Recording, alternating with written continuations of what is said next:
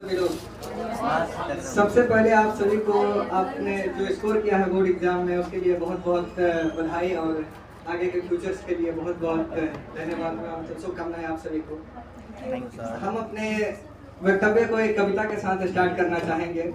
एक बहुत ही बेहतरीन कवि हैं, उन्होंने एक कविता लिखा था जिसका जो कुछ इस प्रकार था कि श्री कृष्ण ने साफ कहा है गीता में कि बस कर्म तुम्हारा कल होगा, अगर सच्चाई है तो कर्म कहाँ निष्फल होगा, हर मुश्किल का हल होगा, वो आज नहीं तो कल होगा। लोहा जितना तपता है उतनी ही ताकत भरता है, हीरे को जितनी धार लगे उतना प्रखर निखरता है, मिट्टी का बर्तन पकता है तब धूप पर खूब खनकता है, और सूरज जैसा बनना है तो सूरज जैसा चलना होगा, और नदियों से आदर पाना है तो पर्वत छोड़ निकलना होगा। हम आदम के बेटे हैं तो क्यों सोचे कि मार्ग सरल होगा, हर मुश्किल का हल होगा, वो आज नहीं तो कल होगा। यदि आप मेहनत करते हैं तो आपके मेहनत का फल मिलेगा। ठीक है, ये वो कमजोर लोग होते हैं जो क्या कहते हैं कि हमारी किस्मत खराब थी कि मेहनत किया और नंबर नहीं आया।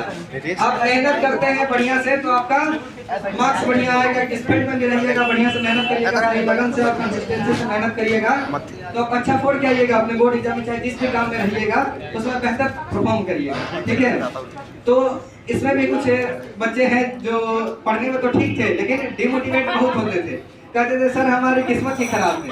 तो किस्मत का रोना कौन लोग रोते हैं? जो जीवन में कुछ नहीं करते हैं, ठीक है, मेहनत नहीं करते हैं, वे लोग किस्मत का रोना रोते हैं।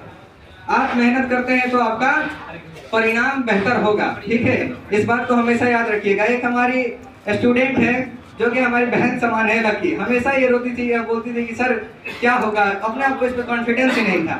तो इसके लिए स्वामी विवेकानंद ने एक बात कहा था कि खुद को कमजोर समझना सबसे बड़ा पाप है, और टेस्ट में भी इसका नंबर सबसे बेहतर आता था, बढ़िया आता था, लेकिन इसको अपने ऊपर कॉन्फिडेंस नहीं था। तो आपको एक चीज सीखने की जरूरत है, खुद पे कॉन्फिडेंस लाइए। जीवन में आप किस स्तर पर जाते हैं ये आपकी मेंटालिटी डिपेंड करती है। अगर आपका मानसिक वो क्या कहते हैं कॉन्फिडेंस सही है तो आप जीवन में बहुत आगे जाइएगा। ठीक है, तो आगे से ये सब मतलब दिमाग में ख्याल ना रहिए कि हम कमजोर हैं, चाहे हमारे दिमाग ठीक नहीं है, हमें कुछ चीजें याद नहीं रहती है। आप देखिए याद नहीं रहता तो उसके पीछे सबसे आसान कारण है कि आप रिवीजन नहीं करते हैं। आज जो पढ़े हैं जाकर के उसको आज 24 घंटे के अंदर प्रयास करिए कि एक बार हम रिवीजन कर लें, फिर एक सप्ताह बाद प्रयास करिए कि उसको रिवाइज कर लें, फिर एक महीने बाद। एक चीज को आप 3 बार रिवीजन कर लेते हो तो उसको आप कभी नहीं भूलोगे। आप आज जो पढ़ते हो क्या 80% आपको याद रहता है, 20% आप उसी समय भूल गए होते हो। अगर 24 घंटे के अंदर आपने उसको रिवीजन नहीं किया तो क्या होगा, आप 60% चीजें भूल जाओगे, मात्र 20% ही याद रहेगा। तो हमारा कर्तव्य क्या है कि अगर हमें बढ़िया नंबर लाना है, चाहे कोई भी कंपटीशन एग्जाम क्रैक करना है, तो जो आज पढ़ रहे हैं उसको हर हाल में 24 घंटा के अंदर रिवाइज करना है। ठीक है, हर सप्ताह में हम लोग संडे को छुट्टी क्यों देते हैं कि जो एक सप्ताह में हम लोग पढ़ा है उसको संडे की संडे रिवीजन करें, फिर एक महीना बाद उसको रिवीजन कर लें। ऐसे करोगे तो आप जीवन में हर एग्जाम क्रैक करोगे। ठीक है, और बस एक पॉजिटिव माइंडसेट के साथ आगे तैयारी जो भी आप कर रहे हैं उस पर विश्वास रखिए और अच्छे से मेहनत करिए।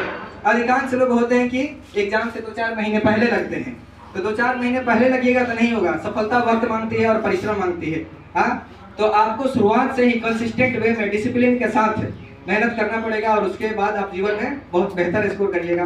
क्लास में एक अक्सर बात में कहा करता था कि आपने शुरू कैसे किया था ये मैटर नहीं करता है, आप खत्म कैसे करते हो ये मैटर करता है। और आप लोग शुरू में कैसे थे पढ़ने में वो उतना इम्पोर्टेंट है भी नहीं, आपने रिजल्ट कैसे लाया इसके लिए आपको दुनिया याद रखेगी। ठीक है, 11th वाले जो अभी आए हैं पढ़ने में आप लोग कमजोर हैं तो ये मत समझिएगा कि हम ज्यादा नंबर नहीं ला सकते हैं, ये लोग मेहनत किए हैं तो बेहतर नंबर लाए हैं।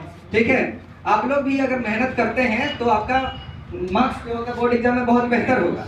ठीक है, तो अपने आप पर विश्वास रखिए और डेली 6 से 7 घंटे अपने पढ़ाई पर दीजिए। जो यहाँ पढ़ा रहे हैं उसका घर पे जाकर रिवीजन करिए, आप इन लोगों से बेहतर मार्क्स लाइएगा। ठीक है, तो चलिए इसी के साथ हम अपने वाणी को विराम देते हैं और अंत में एक यही बात कहना चाहेंगे जो पिछले बार भी हमने कहा था। हमने कहा था कि हाँ, राहें जहाँ तक जाएंगी राहगीर वहाँ तक जाएगा, तुम दरिया से क्या पूछ रहे कि नीर कहाँ तक जाएगा।